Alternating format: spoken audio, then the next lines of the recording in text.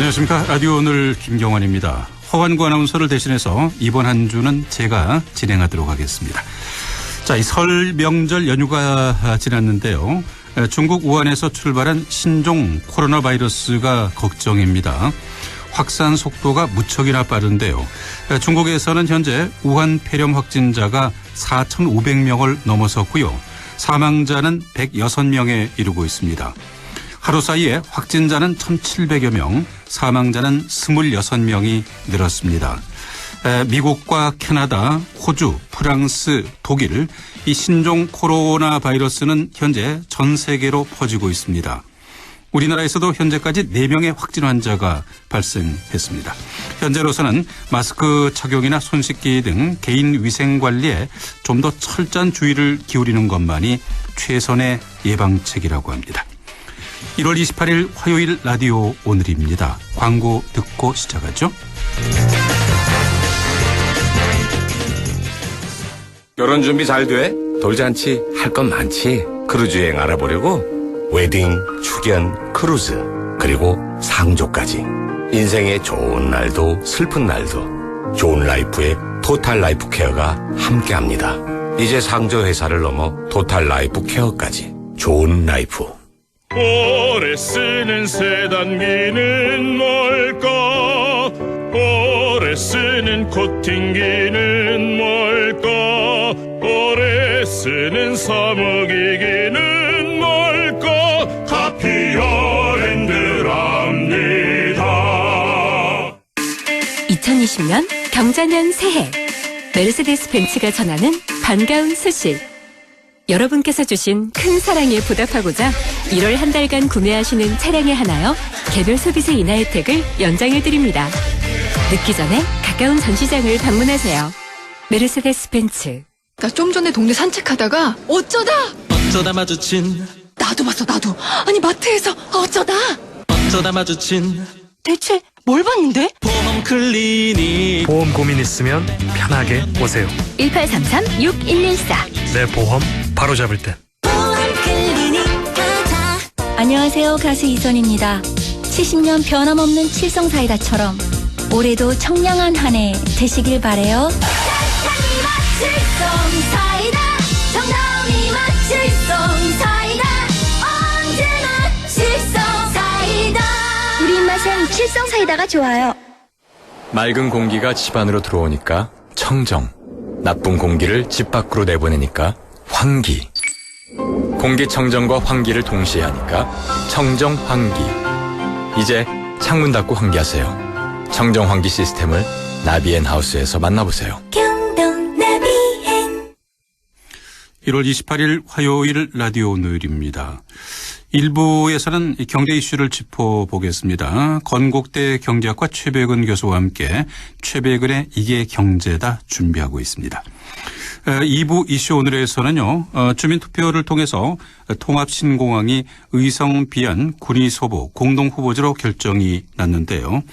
잠시 후 신공항 의성군 유치 추진위원회 김인기 공동대표와 함께 자세한 얘기 나눠보겠습니다. 그리고 인사이드 K 배종찬 연구소장과 함께 각종 설문조사의 결과를 갖고 우리 사회를 분석해보는 시간 배종찬의 리서치온을 함께하겠습니다.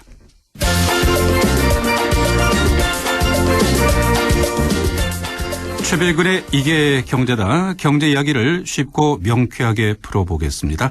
오늘도 건국대학교 최백은 교수와 함께하겠습니다.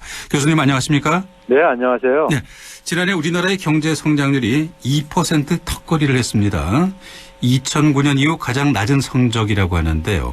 그 오일 쇼크나 외환 위기 같은 큰 충격은 없었는데 결과가 왜 이렇게 좋지 못했는지 의아해하는 분들이 계시더라고요. 예, 먼저 성장률이 우리가 2018년도에 2.7%였었고요. 2017년도에 3.2%니까는 한 3% 언저리에서 있다가 2%로 떨어지니까 분명히 성장률이 급감한 건 사실인데요. 예. 문제는 뭐냐면은 우리가 지난 한 2010년 이후부터요. 전 세계 성장률이 다들 이렇게 모두 다 이렇게 미끄러지고 있습니다. 후퇴하고 있어요. 우리만 이렇게 떨어지는 게 아니라요. 선진 국가들 다 그렇고 신흥 국가들도 그렇고요. 이제 그 부분을 먼저 좀 이제 전제를 해야 되겠고요. 네. 그다음에 지난해 이제 2.0% 성장률에 우리가 그 내용을 보게 되면요. 내용을 보게 되면은 이제 이 기업 투자가 이제 감소에 큰 역할을 했어요. 그러니까 이제 기업 투자라고 한다면 설비 투자하고 건설 투자가 이제 중심을 이루고 있는데요. 이 이유가 이제 수출하고 이제 하나는 이제 관련돼 있는 설비 투자 같은 경우는 이제 수출하고 관련돼 있습니다. 예. 그러니까 수출이 지난해 우리가 크게 감소한 이유가 주로 이제 반도체 부분에 이제 그러니까는 반도체 경기 후퇴에 따라서 이제 발생한 거잖아요. 예. 그러면 이제 반도체 수출이 줄어들게 되면요. 반도체를 제조하기 위해서 우리가 수입해야 되는 장비들도 수입이 감소합니다. 그렇겠죠. 예, 그럼 반도체 제조 장비라는 게 되게 기업의 설비 투자에 잡히는 거예요. 예. 그러다 보니까 이제 기업의 설비 투자 감소로 이제 연결된 것이고요. 또 하나는 이제 건설 경기가 이제 그러니까 우리가 그 건설 투자 감소가 성장률을 끌어내리는데 이제 큰 역할을 했는데요. 큰 기여를 했는데, 우리가 이제 건설 투자하게 되면요. 2015년부터 17년까지 소위 말해 초이노믹스라고 우리가 많이 우리가 얘기했었던 당시에 최경원 전 부총리가 그러니까는 그 부동산 시장과 건설 경기의 인위적 부양을 통해서 이제 성장률을 끌어올리려고 한 결과 이제 그 건설 투자가 그 당시에 이제 그 장기 평균보다 크게 증가했었어요. 예. 한 50%나요. 쉽게 얘기하면 이런 겁니다. 주택은 한 1000가구가 필요한데 한 1500가구가 이렇게 공급이 된 거예요. 예. 그러다 보니까는 그게 2017년이 지나면서부터는 주택이 남아도니까는 미리 다 지었으니까는 2018, 19년도에는 그러니까는 그 주택 건설이 그만큼 줄어들 수밖에 없는 겁니다. 네. 그래서 이제 그 건설 투자가 감소했는데 건설 투자가 만약에 우리가 장기 평균 되게 성장에 기여한 것이 한 0.35%포인트 정도 기여를 하는데요. 그걸 만약에 우리가 정상적으로 만약에 이루어졌다고 계산하면요. 작년에 성장률이 한 3% 나옵니다. 그러니까 이제 그 건설 경기 인위적 부양에 따른 그 구조조정 효과가 이제 또 한편에서 작용을 했다는 점에서 작년에 2.0%는 우리가 객관적으로 볼 때 우리나라랑 이제 비교할 수 있는 주요 이제 선진 국가들에 비해서는 미국 다음으로 그래도 높은 성장률이었었어요. 네. 그런 점에서는 대통령이 그러니까 지난해 그러니까 어려운 환경 속에서 선방을 했다 이렇게 표현한 것이 저는 팩트라고 생각합니다. 네. 경기가 하강기인데 그 규제 개선 같은 투자 활성화 정책보다는 급격한 최저임금 인상처럼 이 경제 부담을 주는 정책이 잇따라 도입된 게 문제다. 이런 지적도 있던데요. 여기에 대해서는 어떻게 생각하십니까? 사실 이제 우리가 이제 그 규제 완화 얘기를 하는데요. 그 규제가 우리가 되게 완화해야 될 부분은요. 우리가 새로운 기술이 출현하게 되면은 그 기술과 관련된 새로운 산업이 등장을 해요. 예. 새로운 산업이 등장하면 기존 산업하고 충돌을 일으킬 수가 있거든요. 그럼 이런 부분들은 이제 우리가 신산업 발전을 위해서 과감하게 규제를 완화를 해줘야 됩니다. 그런데 이제 우리가 규제라는 것이 또 한편에서는 국민의 안전이라든가 생명, 건강과 관련된 부분들도 있어요. 네. 그럼 이제 그 후자 같은 경우는 이제 그러니까 우리가 불가피한 규제인 거죠.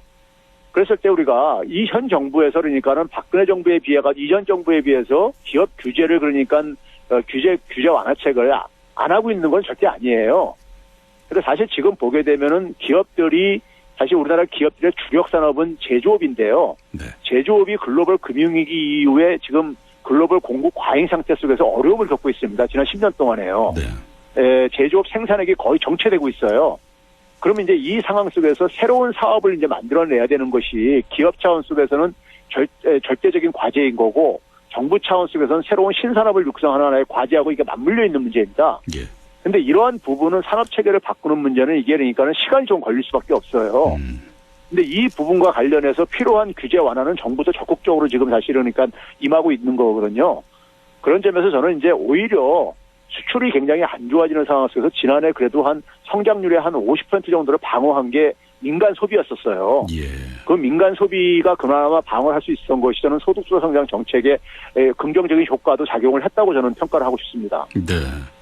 그 민간 소비와 수출이 부진한 상황에서 성장률은 추락하고 있는데요.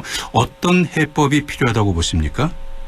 지금 이 부분은 결국은 이제 우리가 수출이 그러니까는 어려워지는 상황 속에서요. 우리가 이제 두 가지를 노력을 할 필요가 있습니다. 그러니까 이제 결국은 이제 뭐냐면 내수를 강화를 해야 되는 것이고요. 네. 또 한편에서는 그러니까 이제 우리가 제조업의 이제 그러니까 역할이 축소되는 상황 속에서 제조업의 공백을 메울 수 있는 새로운 산업을 육성하는 이 두 가지인데요. 전자 같은 경우에는요. 결국은 가게가 소비를 그러니까는 이제 증가시켜줘야지만 내수가 강화될 수 있는, 내수가 살아날 수 있는 거거든요. 네. 근데 이제 우리가 성장률이 떨어지는 상황 속에서는 가계소득의 증가율이 크게 이루어질 수가 없어요. 그러면 결국 뭐냐면 가계의 소비 지출 부담을 좀 경감시켜주는 정책이 필요하죠.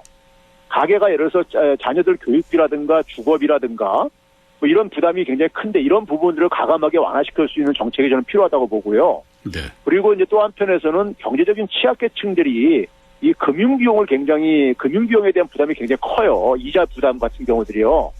그래서 이런 부분들에 대해서 그러니까 정책 금융으로 좀 지원을 통해서 가계들의 그러니까 지출 부담을 줄여주는 정책이 필요하고요. 네. 그리고는 이제 그다음에 이제 이 제조업의 공백을 메울 수 있는 그러니까 새로운 결국은 이게 4차 산업혁명과 관련된 새로운 산업을 육성하는 것인데 이 부분은 시간이 걸리더라도 다음 정부에서 성과가 나오더라도 좀 계속해서 지속적인 그러니까 우리가 그 정책 추진이 좀 필요하다고 생각합니다. 네.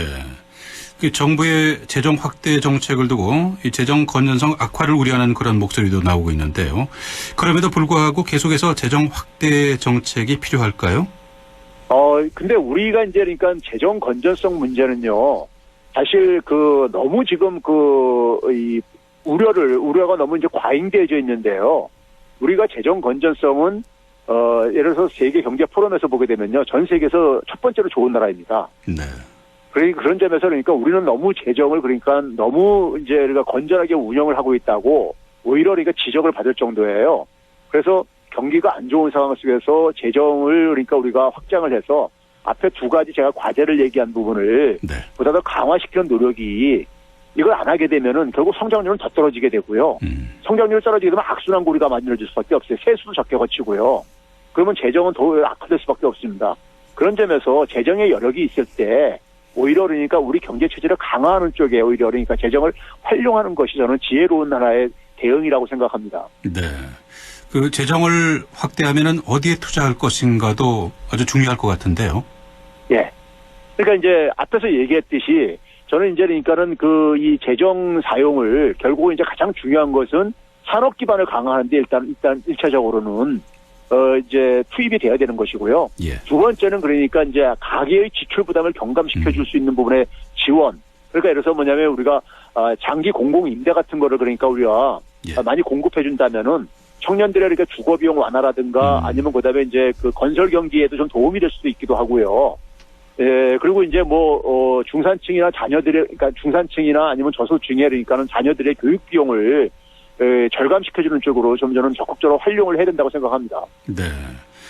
그리고 저출산 고령화로 생산 연령 인구가 줄어들면서 우리 경제 잠재 성장률 역시 갈수록 낮아지고 있는 이 점도 문제점으로 지적되고 있지 않습니까? 그러니까요. 맞습니다. 우리가 지금 1년에 지금 60세 이상 인구가 60만 명 가깝게 증가하고 있습니다. 예. 지난해 12월 달 기준으로 59만 명이 증가했어요. 전년 대비해가지고요. 그리고 이제 50세 미만은요, 1년에 31만 명씩 감소를 하고 있습니다. 이게 이제 저출산의 충격이에요. 예.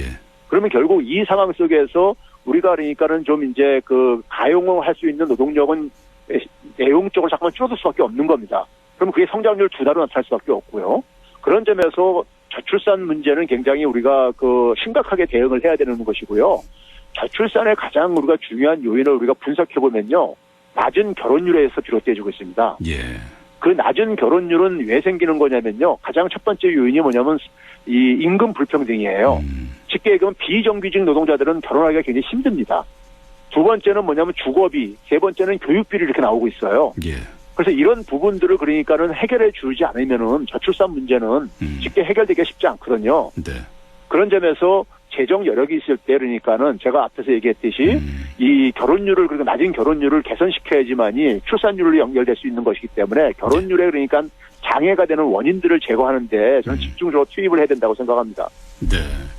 네, 그리고 최근 뉴스 보니까 대졸 이상 고학력 비경제 활동 인구가 380만 명을 넘었습니다. 사상 최대를 기록했다는데요. 어떤 원인일까요? 저는 이런 보도가 기자가 굉장히 무지하든지 아니면 굉장히 좀 악의적으로 좀 의도적으로 좀 쓴 기사라고 저는 생각하는데요. 예. 이게 왜 그러냐면은 이게 어떤 통계냐면요. 이 대학 나와가지고 일 안 하는 비경제 활동 인구가 381만 명으로 역대 최고다. 이건 자연스러운 거예요. 왜 그러냐면요. 우리가 매년 그러니까는 대졸자는 계속해서 대졸자 인구는 계속 쏟아져 나오잖아요. 매년이요. 네. 그러니까 대졸자 인구는 계속 역대 최고를 계속 기록할 수밖에 없어요. 그러니까 대졸자 중에서 자연적으로 돌아가시는 분이 일부가 있고, 그다음에 대졸자 중에서 졸업하고 새로 인재니까는 사회에 인재니까 진출하는 사람들이 있잖아요. 그럼 진출하는 사람이 아직까지는 이 사망자보다 더 많은 상황이기 때문에 대졸자 인구가 그러니까는 절대적으로 계속 증가할 수밖에 없어요. 누적적으로요. 예.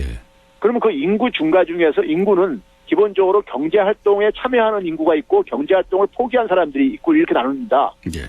그러면 경제 활동 인구도 역대 최고인 거예요. 비경제 활동 인구가 역대 최고인 게 아니라요. 그러니까 이건 자연스러운 현상이라는 얘기죠. 그다음에 뭐냐면 경제 활동 인구 중에서 취업한 사람이 취업자고 취업하려고 하는데 일자리를 못 가는 사람이 실업자입니다. 근데 취업자도 역대 최고예요. 대졸자 중에서요. 예를 들면 누적적으로 계속해서 누적적인 그러니까 이 인구 증가를 의미하기 때문에요.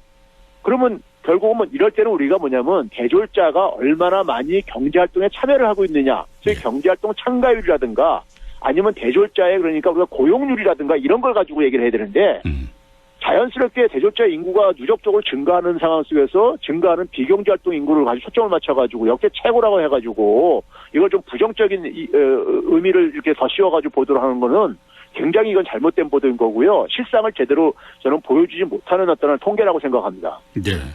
자, 이렇게 고학력 비경제 활동 인구가 늘어나고 있다는 것은 우리 경제 생산성 낭비로 이어지게 되고 우리 경제에도 결코 도움이 되지 않는 거가 아닌가요?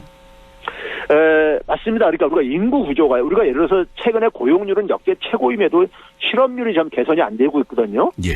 그러니까 예를 들어서 박근혜 정부 말기 때인 2016년하고 지난해하고 비교하게 되면요. 실업자가 한 5만 4천 명이 증가했어요. 그런데 그 실업자 5만 4천 명이 전체적으로 증가했는데 60세 이상에서 실업자가 6만 2천 명이 증가했어요. 그러니까 대부분이 뭐냐면은 60세 이상에서 그러니까는 이 실업자를 만들어내고 있는 거예요.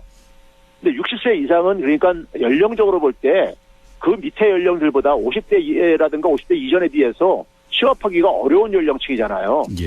그러니까 자연히 실업자가 많을 수밖에 없고 아까 앞에서도 얘기했듯이 이 고령화 속도가 굉장히 빠르게 진행되는 그러니까 박근혜 정부 말기 때는 2016년에 비해서 지금 60세 이상 인구가 161만 명이 증가했습니다. 예.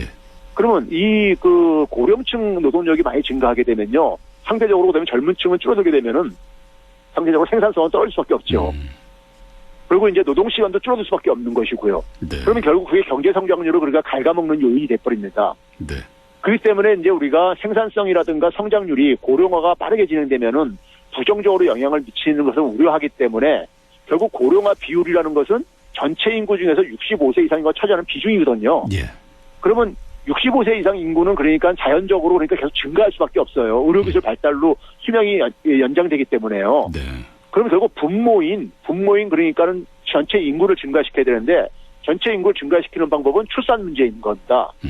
그래서 저출산 문제를 그러니까 해결하지 않으면은 성장률은 그러니까 우리가 과거 다른 선진 국가들도 이게 둔화라든가 생산성이 둔화되는 이런 데서 피할 수가 없다는 것이죠. 예. 그래서 저출산 문제가 굉장히 우리가 중요한 겁니다. 자, 그러면 이 고학력 비경제 활동 인구 증가를 막으려면은 어떤 노력이 필요할까요? 그러니까 일단 비경제 활동 인구가 증가는 자연스러운 현상이라고 보면 되고요. 단지 뭐냐면 이제 그러니까 우리가 경제 활동 참여로 그러니까 유도하는 어떤 정책이라든가 그다음에 경제 활동에 참여할 의지가 있는데 일자리를 그러니까는 가질 수 있는 취업자를 많이 증가시키는 이제 정책이 필요하겠죠. 그러면 결국은 뭐냐면 이 부분이 결국은 뭐냐면 이제 우리가 지금 우리 고용 지표에서 나타나는 것 중에서 보게 되면요.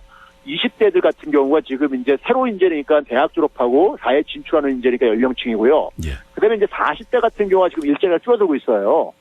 근데 이제 40대 같은 경우가 왜 줄어들고 있냐면은 보게 되면 대개 기술 구조나 소비 패턴의 변화가 생기는 거예요. 네. 대개 보게 되면 제조업에서 일자리가 줄어들고 있고요. 그다음에 이제 뭐냐면 온라인 판매가 증가하면서 도소매 업종에서 일자리가 자영업은 줄어들고 있고요.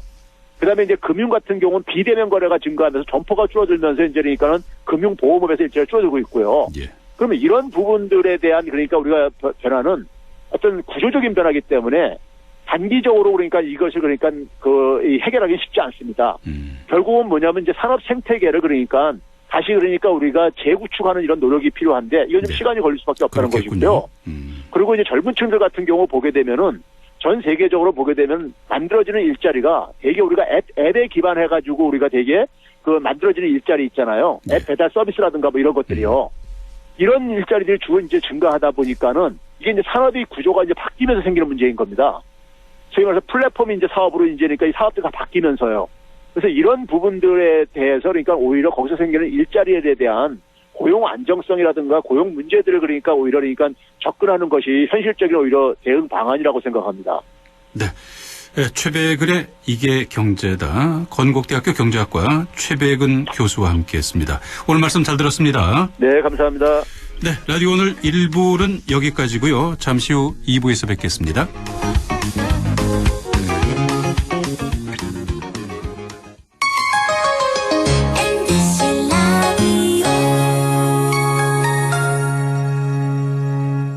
세계 최대의 유통회사가 어디죠? 월마트. 그럼 월마트가 중수도시의 작은 회사로 출발한 것도 아세요? 물론이죠. 여기에 미래를 열어가는 우리 지역의 유통회사가 있습니다. 어디죠? 바로 마음을 전해주는 곳 하나가 홈마트가 고객 곁에 있습니다. 바로 고객님의 손으로 키워주신 곳입니다. 고객의 믿음으로 크는 회사 하나가 홈마트.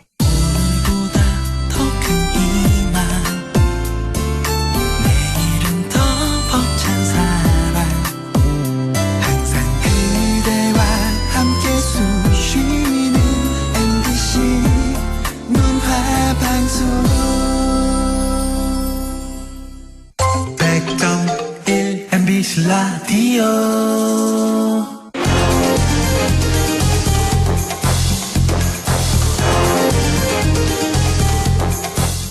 여러분께서는 지금 시사정보 프로그램 라디오 오늘을 듣고 계십니다.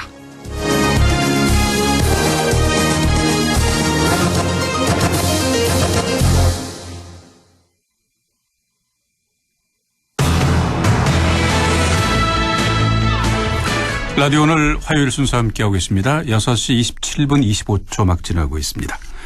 자, 라디오 오늘 2부 순서 이슈 오늘 함께하도록 하겠습니다. 꼭 일주일이 지났네요. 지난주 화요일 통합신공항 후보지 결정을 위한 주민투표가 있었죠. 그 결과 의성 비안 군위 소보 공동 후보지로 결정이 났습니다. 그런데 과연 이걸로 끝일까요? 현재 군위군에서는 불복 입장을 보이고 있는데요. 자세한 얘기 나눠보도록 하겠습니다. 의성군 통합신공항유치위원회 김인기 공동대표와 함께 하겠습니다. 안녕하십니까 대표님? 네, 안녕하십니까 김인기입니다. 네, 자, 이 통합신공항 부지 선정을 위한 주민투표 결과 의성 비안 군위 소보 지역으로 결정이 났습니다. 투표 결과를 어느 정도 예상하셨는지요? 예. 저희들도 주민투표 운동을 하면서 비안 소보가 될 것이라는 생각은 했었습니다.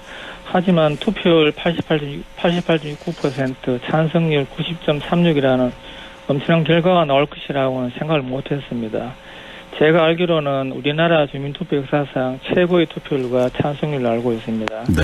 그만큼 우리 의성 국민의 통합신공항 유치를 원하는 바람이 투표 결과로 나왔고 저는 우리 의성 국민들이 너무나 자랑스럽고 존경스럽습니다. 네. 그동안 그 신공항 유치를 위해 노력해 오신 분으로 감회가 또 남다를 것 같은데 소감이 어떠신지요? 예, 참 감회가 새롭습니다. 2016년 8월 6일 52명의 지역 주민들과 함께 그 공항 유치위원회를 결성하였습니다. 어르신부터 지역의 청장년에 이르기까지 더울 때나 추울 때나 공항 유치를 위하여 불출주야로 생활까지 포기하고 신공항 유치 운동에 적극 참여하였고 이것이 시발점이 되어 오늘의 결과에 이르게 된 것 같습니다. 개표 확정되는 날 유치기간 동안 비 오는 날 추위에서 고생하시다 폐렴에 걸리신 어르신들 생각에 눈물이 왈칵 쏟아졌습니다. 네. 이제 우리 의성도 지방소멸 전국 1위 지자체라는 오명을 벗어나고 활기찬 지역이 될 것이라는 큰 희망을 품게 되었습니다. 네. 자, 비안 소보 지역이 통합신공항 부지로서 갖는 이점, 어떤 점이 있을까요? 예, 크게 한 두 가지로 나눌 수 있습니다. 첫 번째는 아무래도 최대 장점은 뛰어난 접근성입니다. 예. 우리가 그 동남권의 광문공항으로 성장하고 성공하기 위해서는 이용객이 많아야 그렇죠. 합니다. 예. 현재 우리 비안 소보 지역은 기존의 중앙고속도로 외에 상주 영덕고속도로, 상주 영천고속도로 개통되어 있고 앞으로 비안 소보 신공항에 연결될 4개의 고속도로와 함께 서대구 KT역에서 신공항까지 연결된 대구 경북선을 포함하여 4개의 철도망 연결될 때에는 전라도, 충청도, 강원 및 경기도 남부권에서 접근하기 쉽고 인접해 있는 구미 국가산업단지의 물류 수요도 충족할 수 있게 되어 인천공항 다음으로 가는 동남권의 관문공항이 될 것입니다. 네. 두 번째 그 장점은 지형적인 장점인데요.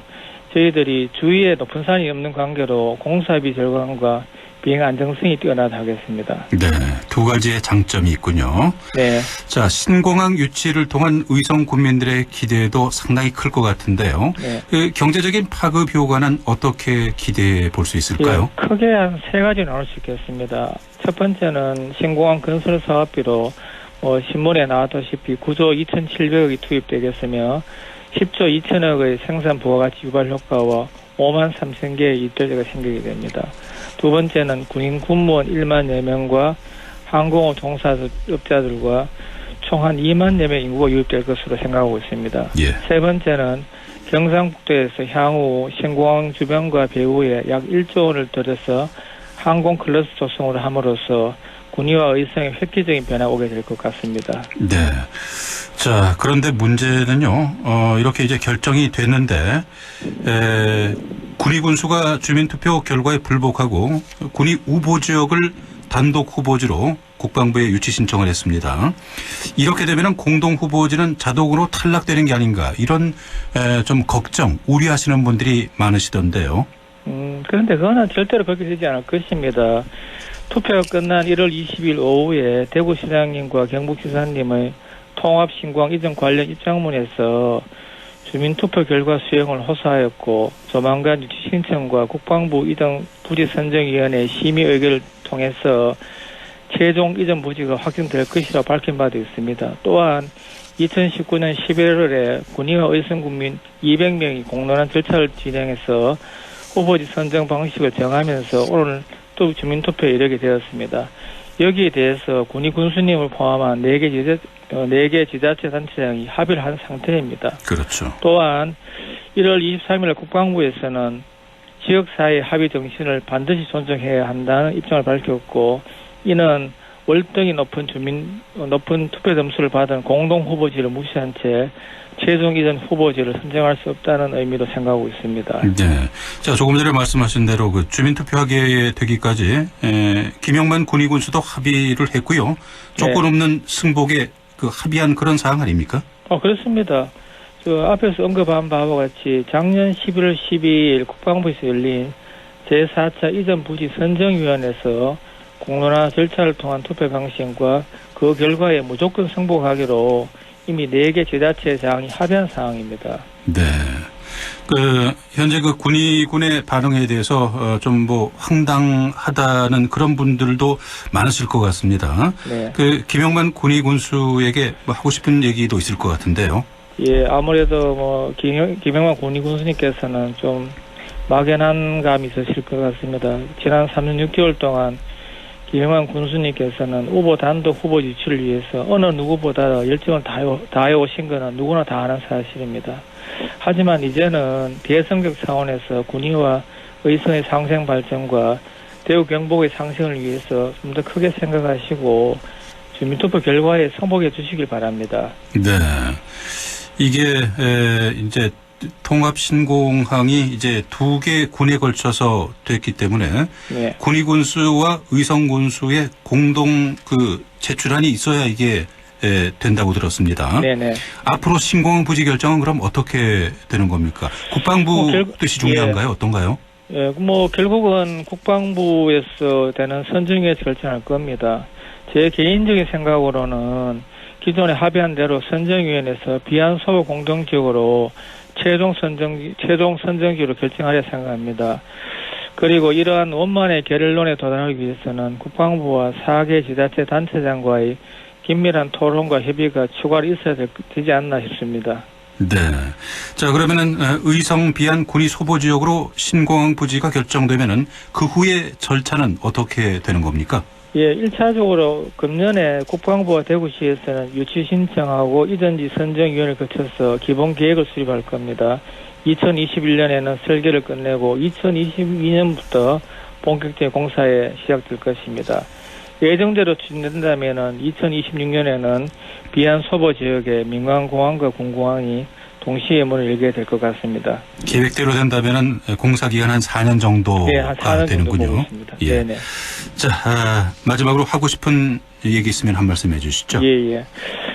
통합신공항의 비안 소보 유치를 위하여 의성 국민들께서 최선을 다해 주셔서 원하는 결과를 냈지만은 이러한 유치 과정에서 군의와 의성 모두 적지 않은 갈등이 있었습니다.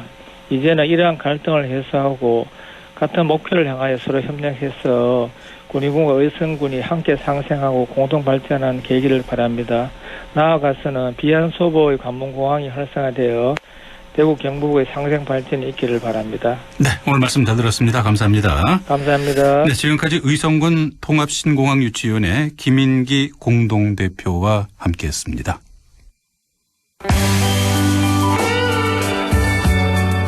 자, 노래 한 곡 듣고 이어가겠습니다. 에릭 클랩턴입니다. Wonderful Tonight.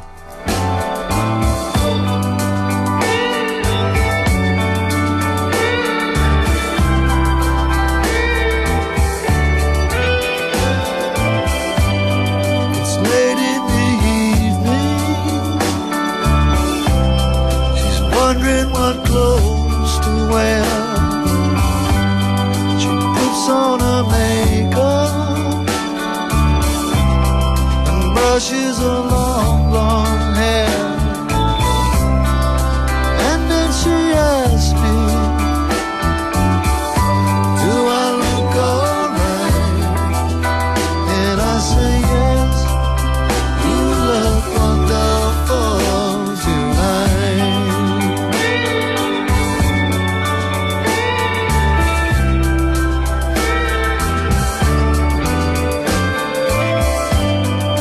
Go to a party and everyone turns to see this beautiful lady is walking around with me. And then she asks me, do you feel alright? And I say yes, I feel wonderful tonight. I feel wonderful because I see the love light in your eyes.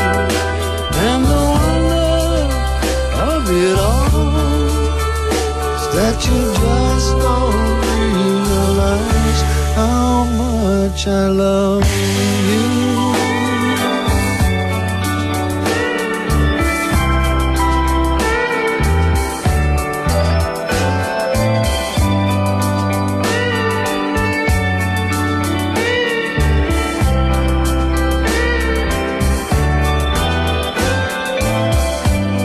It's time to go home now, and I've got an aching head. So I give her the car keys, and she helps me to bed. And then I tell her,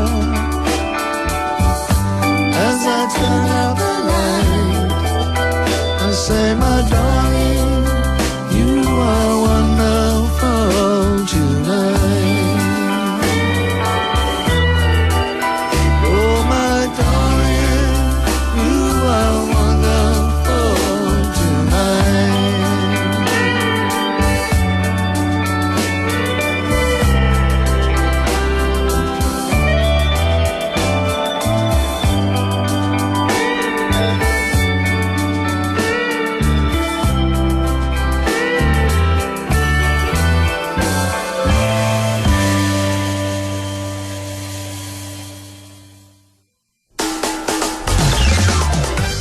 라디오 오늘에서는 청취자 여러분의 참여를 기다리고 있습니다. 우리 지역에서 발생한 사건 사고 소식이나 함께 토론하고 싶은 내용을 안동 MBC 홈페이지 라디오 오늘 게시판에 올려주시기 바랍니다. 전화와 문자 참여도 하실 수 있습니다. 전화는 851국에 7191번, 문자는 샵 0913번으로 보내주시면 됩니다. 문자는 단문 50원, 장문 100원의 정보 이용료가 있습니다. 여러분의 많은 참여 바랍니다.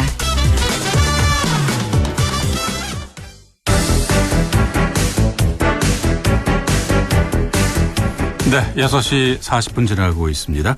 자, 계속해서 리서치 오늘입니다. 인사이트 K 배종찬 연구소장과 함께하겠습니다. 안녕하십니까, 소장님? 안녕하십니까, 배종찬 소장입니다. 네, 명절 잘 보내셨죠?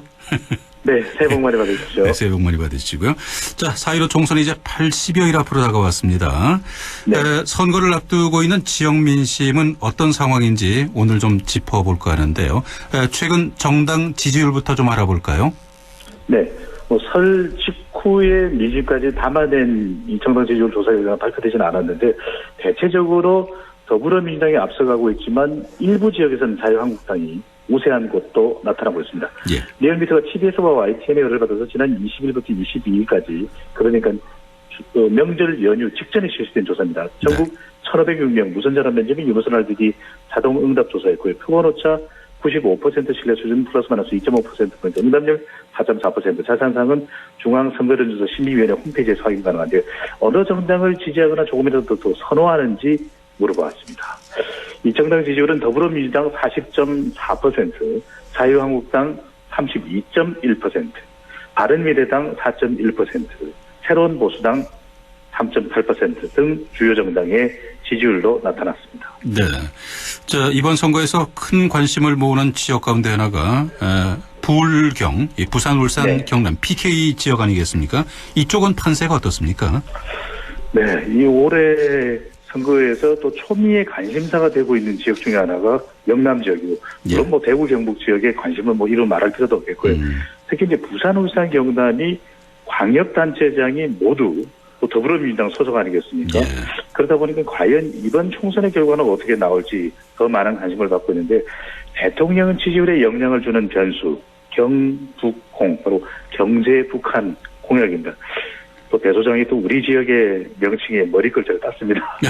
세 가지 요소 모두 경제 북한 공약 다 중요한데 이 대통령 지지율에는 조금씩 또 이것이 영향을 주고 있습니다. 근데 PK 지역은 이번 선거에서 수도권과 함께 수도권 뭐 다음으로 이 격전지가 될 것이다 이런 전망이 나오고 있는데 현 시점에서는 자유한국당 지지율이 여당인 더불어민주당보다도 더 높게 나타난 결과인데 이 대통령 지지율도 이 지역은 부산, 울산, 경남이죠. 잘못하고 있다는 부정평가가 더 높게 나타나고 있다. 네. 앵커께서도 기억하실 텐데 2018년 지방선거 때는 이 지역의 세 곳의 광역단체장, 부산시장, 울산시장 그리고 경남 도지사까지 싹쓸이를 할 때는 대통령 지지율이 매우 높았습니다. 기억하실 텐데 그때 이 지역이 바로 그런 대통령 지지율에 많은 영향을 받았기 때문에 선거 구도가 중요한데 이 지역만큼은 여당 심판대 또는 정부 심판대 평가대 야당 심판 이것 외에도 광역단체장에 대한 평가와 심판 성격도 상당히 강할 것으로 예상이 되는데 김경수 지사 재판 또 송철호 시장의 각종 의혹 등도 이번 선거에서 낙동강 벨트 바로 부울경 민심의 중요한 표심의 변수가 될 것으로 분석됩니다. 네. 자, 이번 선거에서 아주 큰 관심을 모으는 지역이 바로 부울경이고요. 자, 그렇다면 조금 전에 말씀하신 또 다른 격전장, 수도권 정당 지형은 어떻게 되고 있습니까? 이번에 우리 또 안동뿐만 아니라 뭐 영주, 영천, 봉화, 군위 등등 우리 또 인근 고향으로 오신 수도권 출향 가족들 아니 서울은 이래 수도권은 어때 이런 이야기도 많이 하셨을 겁니다. 말 그대로 이제 명절 민심의 용광로 이런 이야기를 하는데 수도권은 또 다른 어떤 지역보다 선거 구도의 바람을 많이 타는 곳이거든요. 또 우리 TK 지역은 뭐 민심의 변화가 갑작스럽거나 또 급작스럽게 일어나지 않는다면 수도권의 특징은 젊은 세대 인구가 많기 때문에 상당히 선거 구도의 영향을 받게 됩니다. 12년 전 기억나실 겁니다. 제18대 총선 2008년에는 한나라당이 전체 111석 당시 그랬습니다. 수도권 중에서 81석을 차지했거든요. 바로 이 뉴타운 바람, 부동산 이슈가 있었고 4년여 전인 지난 2016년 제20대 총선에서는 반대로 더불어민주당이 22석 중에서 82석을 석권했습니다. 수도권을 보실 때 서울, 인천, 경기죠. 승패 기준은 한 80석 내외를 누가 가져가느냐. 이것이 매우 중요해 보입니다. 정당 지지율을 살펴보면 더불어민주당이 41.8% 수도권입니다. 한국당이 29.7%, 바른미래당 4%, 새로운 보수당 4.2%, 정의당 5.2%로 나타나는데 이번 선거에서도 수도권 지역은 다른 지방과는 달리 부동산 정책이 주요한 변수가 될 것으로 보입니다. 그렇군요. 자, 이번 선거에서 부동산이 또 총선에서 중요한 변수가 될 수도 있겠다는 말씀이셨고요. 일각에서는 최근 중국 우한에서 발발한 우한 폐렴, 이 신종 코로나 바이러스가 변수가 될 것이다. 이런 얘기도 있던데요. 우려가 적지 않습니다. 이 마스크 반드시 써야 되고요. 또 기침 가려가면서 해야 되고 또 손 씻기를 정말 열심히 해야 되는 그런 우려가 되는 우한 폐렴 신종 코로나 바이러스인데 역대 총선의 경우에도 경제 이슈가 더 큰 변수이기는 했습니다. 하지만 이제 정치적 이슈, 특히 이런 방역 체계, 얼마만큼 이 전파되는 감염, 또 외국발 신종 바이러스에 대해서 얼만큼 정부가 잘 대처하느냐도 매우 중요할 수밖에 없는데 일단 전국적으로 지금 큰 지대한 관심을 모으고 있지 않습니까? 그런 만큼 정부가 신속하게 이 주위에서 경계로 한 단계, 또 단계를 올려서 대처하고 있는 것 저들은 박수를 받고 있는 부분이지만 또 확진자의 동선에 있어서는 충분하게 질병관리본부, 질본이 파악을 하지 못했던 것 아니냐 이런 이야기도 나오고 있기도 합니다. 그래서 우리가 기억하는 것 중에는 메르스 때 그 당시 선거가 없었기 때문에 어느 정도 선거에 여파가 미쳤는지는 우리가 아직까지 정확하게 관측되지는 않습니다만 이번의 경우에도 정부가 어떤 대처를 하느냐 주로 야당보다는 정부 여당 쪽에 초점이 맞춰질 가능성이 높다는 점에서 전 세계적으로 확산되고 있는 신종 코로나 바이러스 중국은 지금 엄청난 여파가 미치고 있지 않습니까? 그렇습니다. 그런 만큼 여기에는 과연 우리 정부 특히 이제 질병관리본부의 대응 또 하나는 전세기를 보내는데 전세기가 돌아왔을 때 이 중국에서 들어오는 입국객들 우리 국민입니다. 그것에 대한 대응 또 격리 조치 이런 것들을 어떻게 하느냐도 상당히 이 이슈에 따라서도 선거에 미치는 영향 물론 선거와 지나치게 연결시키는 것은 지나칠 수도 있습니다. 하지만 영향이 없다고도 말할 수 없기 때문에 매우 중요한 돌발 변수 가능성도 충분히 있어 보입니다. 네. 자, 이번엔 충청권으로 가볼까요? 충청권은 좀 중도 지역으로 많이 분류가 되고 있지 않습니까? 그렇습니다. 네. 충청권 민심을 얻는 쪽이 최종 승자가 된다는 그런 정치 명언이 있을 정도인데요. 충청권의 민심 동향은 어떻습니까? 또 우리 경북과 경계를 하고 있는 것이 충청이기도 합니다. 그런 만큼 충북 영동 상당히 우리 또 경북하고 가까운 문경세제 가까운 곳에 있는데 그런 만큼 우리 지역의 민심과도 무관할 수는 없다고 보는데 그만큼 또 그런데도 불구하고 좀 무시당해 왔던 것도 사실이거든요. 충청권 표심은 어느 한쪽으로만 흐르지는 않는다. 지금까지도 그래왔고 앞으로도 그럴 가능성이 있다는 것인데 과거에는 이런 뭐 김종필, 이인재, 이배창, 안희정 등 맹주가 있었거든요.